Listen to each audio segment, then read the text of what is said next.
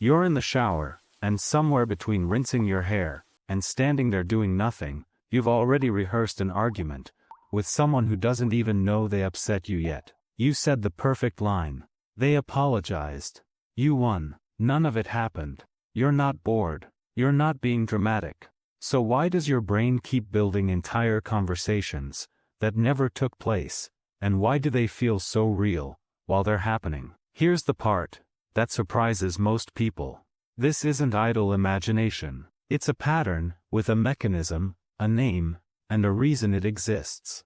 Start with the loose thread your mind refuses to drop.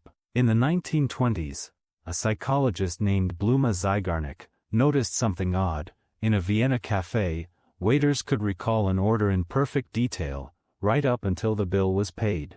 The moment it closed, the memory vanished. She turned that into research, now called the Zeigarnik effect. Unfinished experiences take up more mental space than finished ones. Your brain treats them like an open tab, running in the background, waiting to be closed. An argument where the perfect comeback arrived 3 hours too late. A text that never got a real answer. A moment where you needed to be understood and weren't. These are open tabs. And when reality refuses to close them, your imagination writes the ending itself, which is exactly why so many of these scenarios end the same way. Victory, closure, someone finally getting it. You're not escaping your life. You're finishing a sentence, reality left hanging. But here's the strange part. Closure isn't the only thing your brain is chasing. There's a second mechanism running underneath it, and it's about reward. You'd think dopamine only shows up when something good actually happens. Neuroscientist Wolfram Schultz found otherwise. Dopamine fires just as strongly in anticipation of a reward as when it arrives. Sometimes stronger. So the version of you finally proving someone wrong, or being noticed, or succeeding in front of the people who doubted you, that gets a real neurochemical payoff. Not a metaphor. An actual one. That's the trap. Real rewards take effort. Imagined ones are free. And your brain, quietly, will sometimes choose the free version. A 5-minute daydream can feel better than the 2 hours of work required to make it real. You go back to it, not because you're lazy, but because your brain already found a cheaper way to feel the thing you wanted to feel. This is where it gets more personal. Whenever your attention leaves the outside world, standing in the shower, driving, staring out a window, your brain naturally shifts inward. Neuroscientists call this the default mode network. For most people, it drifts, wanders, and lets go. For some, it doesn't just wander. It builds. Full scenes, dialogue, tone of voice, facial expressions, entire emotional arcs, unfolding in what feels like real time, even though 90 seconds have actually passed. And here's a detail almost nobody mentions. The strange part isn't that your brain imagines conversations. It's that it often stores the imagined resolution almost as strongly as a real one, which is exactly why walking away from one can feel like walking away from something that actually happened. This has nothing to do with intelligence or creativity. Some of the most imaginative people alive rarely do this. Some people who've never written a sentence of fiction do it daily. What predicts it is a trait called absorption, the capacity to get completely lost inside an experience.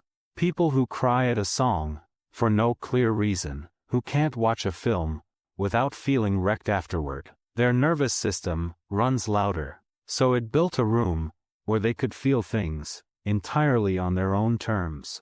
For most people, this stays completely normal, a harmless habit. The mind runs on autopilot. But in some cases, it becomes something much larger. In 2002, clinical psychologist Eli Sommer, at the University of Haifa, gave that larger version a name: maladaptive daydreaming. Not people who occasionally drift off, but people spending hours, sometimes most of their day, inside entire imagined worlds, with recurring characters and storylines that evolve across years. What he found wasn't randomness. Almost everyone in his research was getting something the real world hadn't given them. Not escapism, in the lazy sense of avoiding responsibility, something closer to control. Emotional resolution, a version of connection that felt safer than the real thing. Inside the scenario, you can rewind a bad conversation. You can make someone finally understand you the way the real person never quite did. You're the writer, the director, and the only vote that counts. Here's where the cost creeps in. Your brain starts learning that emotional needs can be met on the inside. And once that lesson sinks in, stepping back into the friction of the real world starts to feel worse than staying in. Real people are unpredictable. Real conversations don't follow your script. The version in your head never disappoints you that way. So you go back, not because you're weak, but because one option is polished, and the other is messy, and most brains prefer polished. There's a specific ache that follows. You're 30 minutes deep into finally saying the thing you never said at 14, and some quiet part of you knows time is actually passing while you're gone. Resurfacing carries an aftertaste. Hard to name, easy to feel. And before you've consciously decided anything, you're already halfway back inside the next one. The shame feeds the need. The need deepens the habit. The habit slowly takes up the space where your actual life was supposed to happen. None of this makes you broken. The people who build the richest inner worlds are often the ones who, at some point, needed an exit the real world wasn't offering. Maybe home wasn't safe. Maybe they were lonely, in spaces meant to feel warm. This was the most creative, least destructive solution their nervous system could find. So the real question was never how to stop imagining. It's what the imagining is doing for you, and whether it's still serving you, or quietly costing you something. What does the imagined version of connection give you that you're not letting yourself ask for out loud? What is the rehearsal preparing you for that you're still too afraid to walk into? Building a coherent world inside your own mind with characters who feel alive, that's not a weakness. It's depth that never found the right outlet, or the right person, or the right moment of safety to exist out loud. The tragedy was never that you imagined too deeply. It's that somewhere along the way, you learned that depth only felt safe when it stayed invisible. You're still in the shower, and somewhere between rinsing your hair and reaching for the towel, the imagined conversation ends the way it always does, cleanly, exactly on script. But this time, you notice the water's gone cold, and you step out anyway. The conversations in your head were never the problem. They were evidence that something in your real life was still waiting to be said.